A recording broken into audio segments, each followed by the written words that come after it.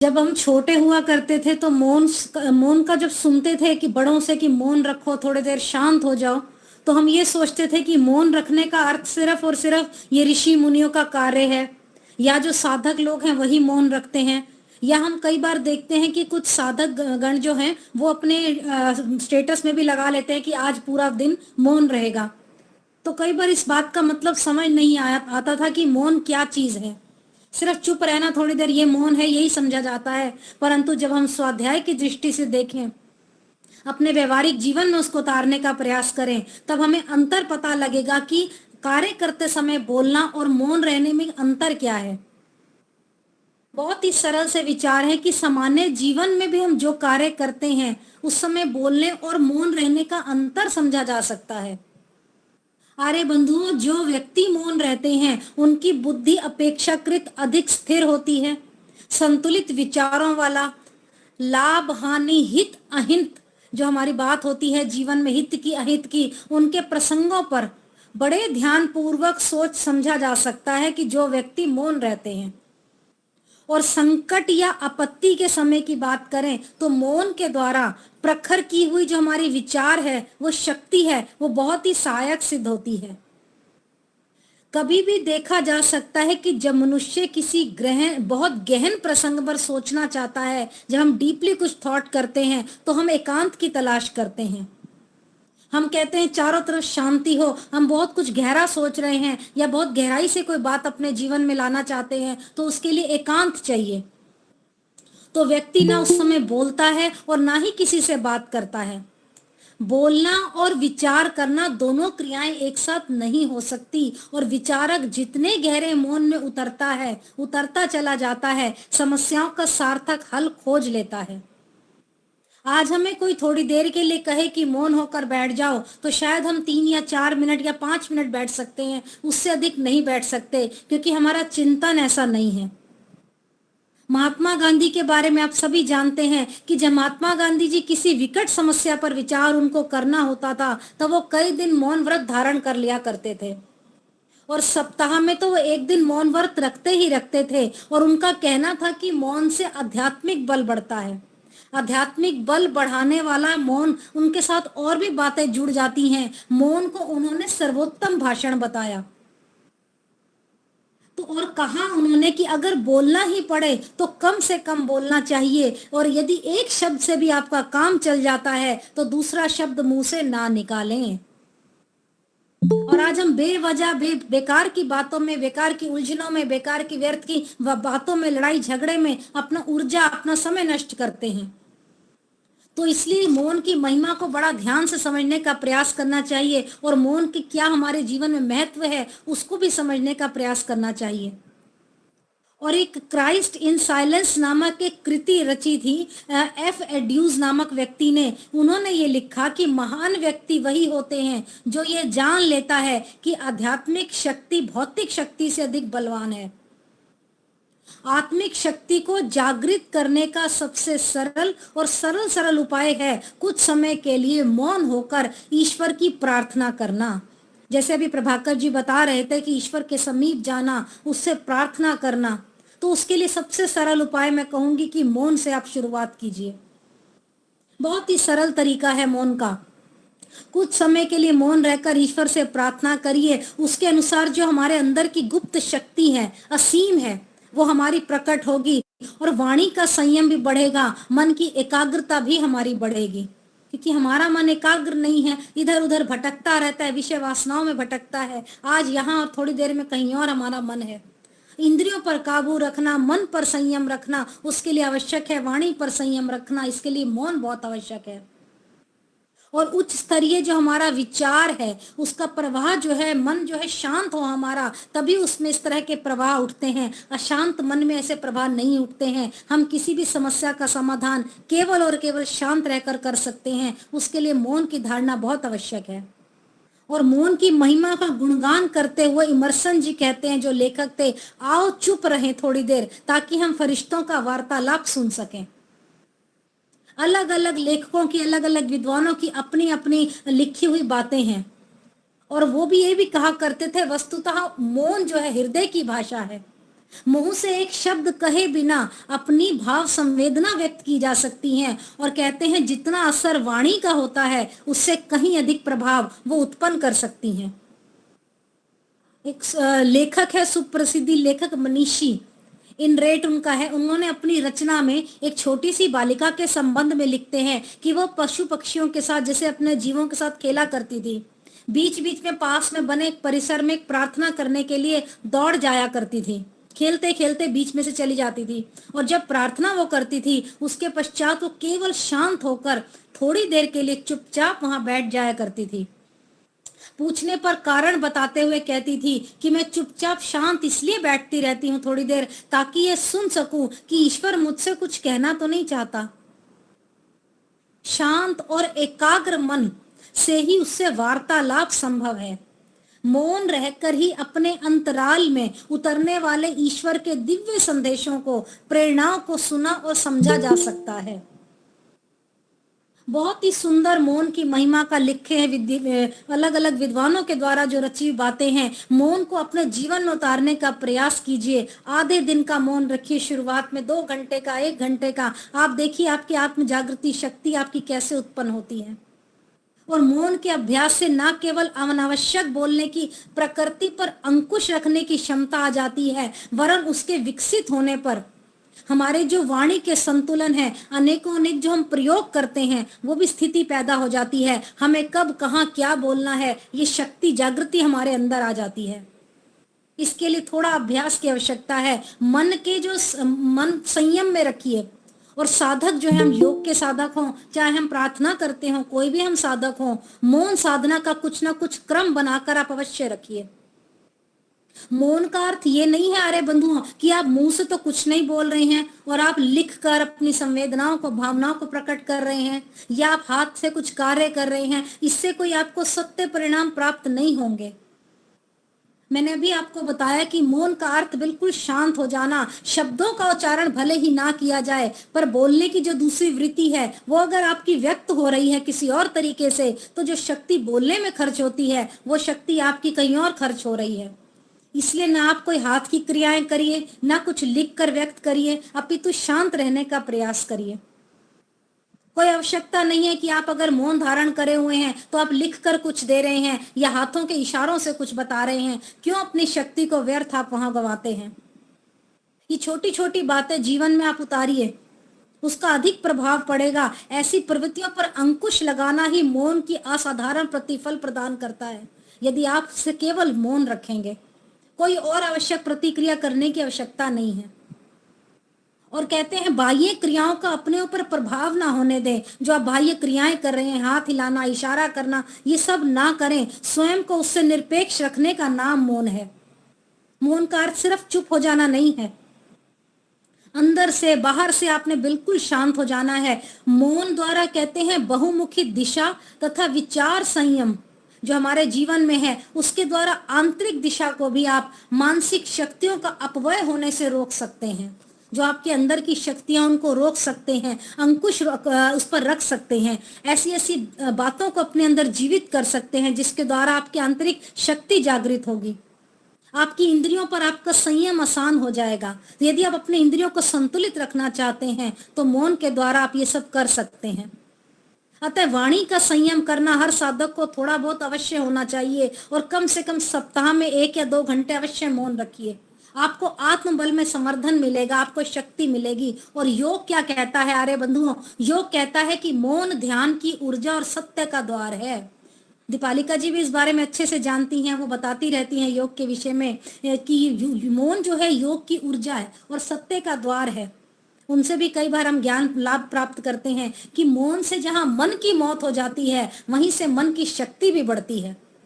जिसे मोक्ष के मार्ग पर जाना हो, वहां मन की मौत, वो व्यक्ति मन की मौत पर विश्वास रखता है। ये बात अवश्य याद रखिए। और जिसे मन का भरपूर और सही उपयोग करना है, वो मन की शक्ति पर विश्वास करेगा।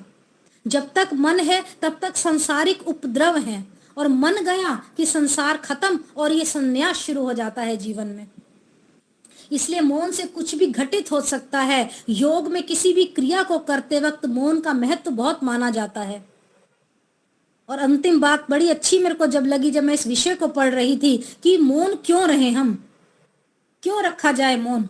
सरल समझने वाली बात है, परंतु बहुत ही गूढ़ मुझे ये बात लगी कि हो सकता है पिछले 15-20 वर्षों में आप लोग व्यर्थ की बहस कर रहे हो, वही वही बात आप बार बार दोहरा रहे हो, जो वर्षों में क्रम में आप दोहराते आ रहे हैं, अनावश्यक बातें आपके जीवन में है। क्या मिला उन बहस करने पर, उन सोच पर आपको क्या मिला, अंतिम दोहराव से उससे क्या आपको लाभ प्राप्त हुआ।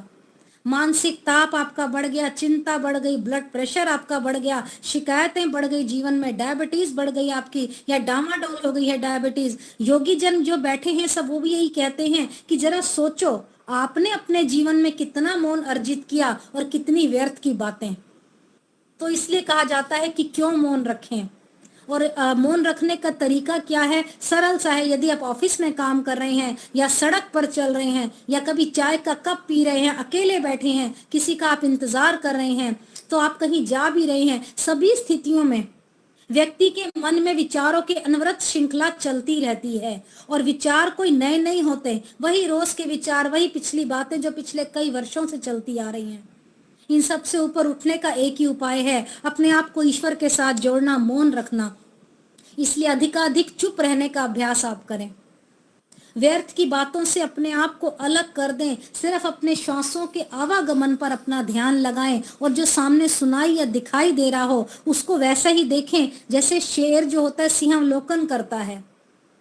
सोचें बिल्कुल भी नहीं, कुछ कहें भी नहीं, बल्कि ज्यादा से ज्यादा चुप रहने का अभ्यास करें, साक्षी भाव में रहें। और इसका अर्थ है कि इस चीजों में आप इन्वॉल्व ना हो, इस चीज से ऊपर उठने का प्रयास करें। आज जाकर हमें पता लगता है कि एक्चुअली में मौन का क्या अर्थ है। हम मौन को सिर्फ चुप रहना समझते थे, आंतरिक किस प्रकार से शक्ति हमें प्रदान करता है प्रभु, इस विषय पर कभी हमने जानने का प्रयास नहीं किया। सिर्फ स्कूल में मुंह पर उंगली रखकर चुप बैठना सीखा है हमने, परंतु आज मौन का क्या महत्व है जीवन में हमें पढ़कर स्वाध्याय कर कर पता चलता है, या हम योग के माध्यम से दूसरों को समझा सकते हैं, या स्वयं योग साधना करके समझ सकते हैं कि मौन का हमारे जीवन में कितना महत्व है। और जो मौन रहकर कर्म साधना में रखता विश्वास, पसीने से लथपथ काया में जीवन की है गहरी आस। कर्मशील जीवन है जिसका, निश्चलता से भरे विचार, अन्नदाता है वह हम सबका, सद जीवन का देता आभास, सद जीवन का देता आभास। तो ये दो पंक्तियां मैंने इस कवि ने लिखी, उसके बारे में मैं आपको बताया। बहुत ही सुंदर मुझे पंक्तियां लगी, तो मैं विचार आपके समक्ष लेखक के लिखे मैंने आपके समक्ष रखे। और कबीर जी ने बड़ा ही सुंदर बताया है, रहीमन चुप हो बैठिए, रहीमन चुप हो बैठिए, देख दिनन के फेर, जब नीके दिन आए हैं बनत न लगही देर। कि जब बुरा समय चल रहा होता है तो मौन रहना सबसे उचित रहता है, क्योंकि जब अच्छा समय आ जाता है तब काम बनते देर नहीं लगती। इसलिए आरे बंधुओं, सही समय का इंतजार करिए, सही समय का आने पर आपके सभी काम हो जाएंगे। प्रयास कीजिए अपने जीवन में शांत रहने का, मौन रखने का। थोड़ा अभ्यास से आपको शुरुआत करनी पड़ेगी, धीरे धीरे आपको आदत हो जाएगी। कम से कम शब्दों में अपनी वाणी को, अपने विचारों को रखिए। कहने को ये सब बातें हमें पता है, विदित है हम इन बातों से, परंतु जब हम अपने जीवन में उसको उतारने का प्रयास करते हैं, हमें तभी पता लगता है कि उसका क्या महत्व है। आप थोड़ा सा अभ्यास करिए, आप अवश्य इस विषय में अवश्य ही आपको लाभ प्राप्त होगा। तो दो पंक्तियां कहकर मैं अपनी वाणी को विराम दूंगी, समय भी आगे बढ़ रहा है। परमपिता परमात्मा से हम अपनी वाणी को संयम रखने की प्रार्थना करते हैं, परमपिता परमात्मा से अपने जीवन को सुखी रखने की प्रार्थना करते हैं, उसी की स्तुति प्रार्थना उपासना में अपना जीवन व्यतीत करते हैं। तो इसके लिए अपने इंद्रियों पर संयम रखना है। तो दो पंक्तियां कहूंगी इस विषय में। प्रार्थना करते हुए कवि कहता है, मेरी इंद्रियां हो सदा मेरे बस में, मेरी इंद्रियां हो सदा मेरे बस में, मेरे मन पे मेरा अधिकार कर दो, भंवर में है नैया इसे पार कर दो, प्रभु मेरे जीवन का उद्धार कर दो, भंवर में है नैया इसे पार कर दो, प्रभु मेरे जीवन का। मैं समझू न जग में किसी को बेगाना, मैं समझूं न जग में किसी को बेगाना। मेरा विश्व भर के लिए प्यार कर दो, भंवर में है नैया इसे पार कर दो, प्रभु मेरे जीवन का। मैं गाऊं सदा वेद की ही ऋचाएं, मैं गाऊं सदा वेद की ही ऋचाएं, कि तन मन पे वेदों का संचार कर दो, भंवर में है नैया इसे पार कर दो, प्रभु मेरे जीवन का। पथिक राहों में हो कोई दिन दुखिया, पथिक राहों में हो कोई दिन दुखिया, मदद के लिए मुझको तैयार कर दो, भंवर में है नैया इसे पार कर दो, प्रभु मेरे जीवन का उद्धार कर दो, भंवर में है नैया इसे पार कर दो, प्रभु मेरे जीवन का। बहुत बहुत धन्यवाद दीपालिका जी, आदरणीय मुनि जी, बहुत बहुत धन्यवाद। मौन की महत्ता को अवश्य समझने का प्रयास कीजिए आप सब। बहुत बहुत धन्यवाद। बहुत ही सुंदर आपका वक्तव्य मौन के विषय में रहा। मौन अर्थात केवल चुप रहना ही नहीं है, हमारी इंद्रियों से, हमारे विषय से, अनावश्यक वस्तुओं से, व्यक्तियों से मौन रहना। हमारे जो इस कक्षा में जो अपने वानप्रस्थी जी है, सत्यदेव जी मथुरा से, वो भी कुछ दिन से मौन का पालन कर रहे, फोन कर रहे, लेकिन मौन होने से वो बात नहीं कर रहे, लेकिन फिर भी जब भी होता हो मैं मैसेज दे देता हूँ तो वो उपस्थित प्रवचन के लिए हो जाते हैं। तो मौन का बहुत ही महत्व बड़े विस्तार अच्छी तरह से प्रस्तुत किया, और प्रतिभाव में भी सभी ने अच्छा कहा। तो अभी 5 मिनट है, तो कोई एक भजन गाना चाहते हो? एक भजन जी लेंगे, आप भी ले लो, आपको लेना है तो।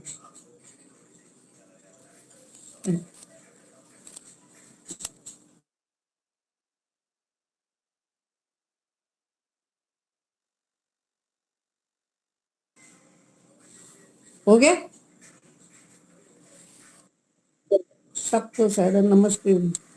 राम का सुमिरन किया करो, प्रभु के सहारे जिया करो, जो दुनिया का मालिक है नाम उसी का लिया करो, जो दुनिया का मालिक है नाम उसी का लिया करो।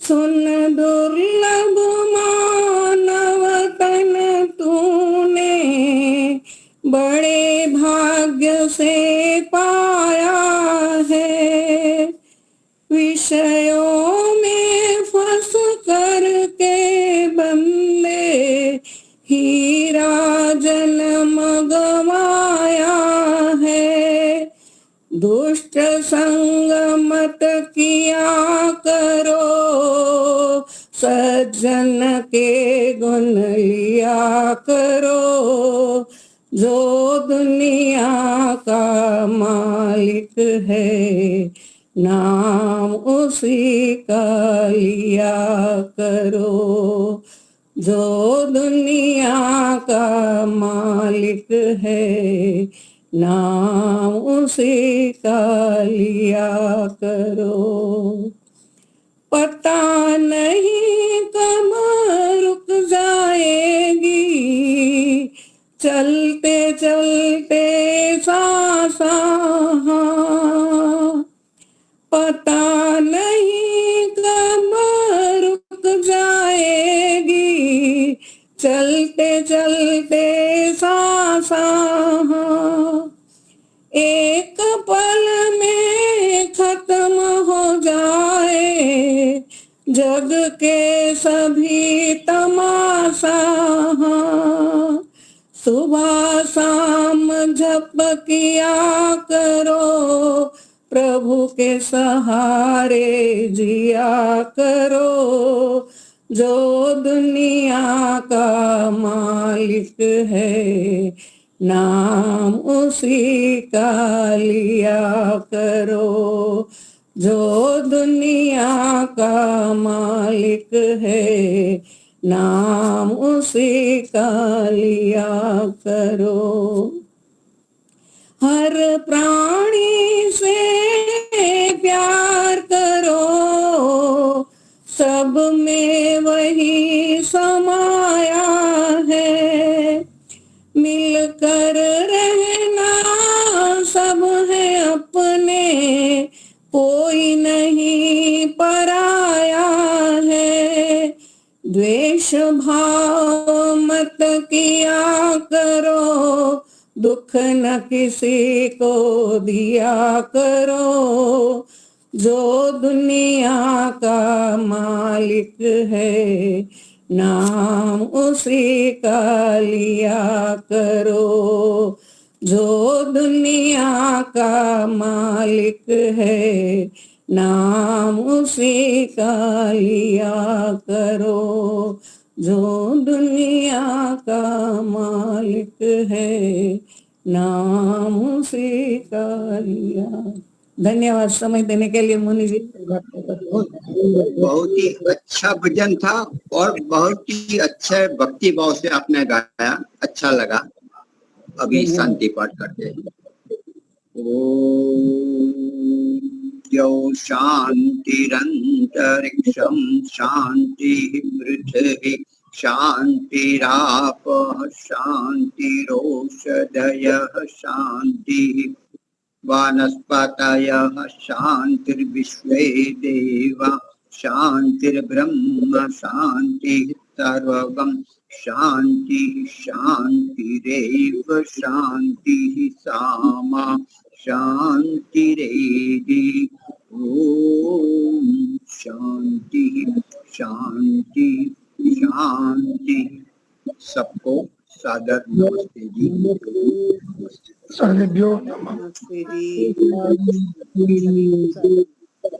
सब आते रहिए, गाते रहिए, सुनते रहिए, सुनाते रहिए। बहुत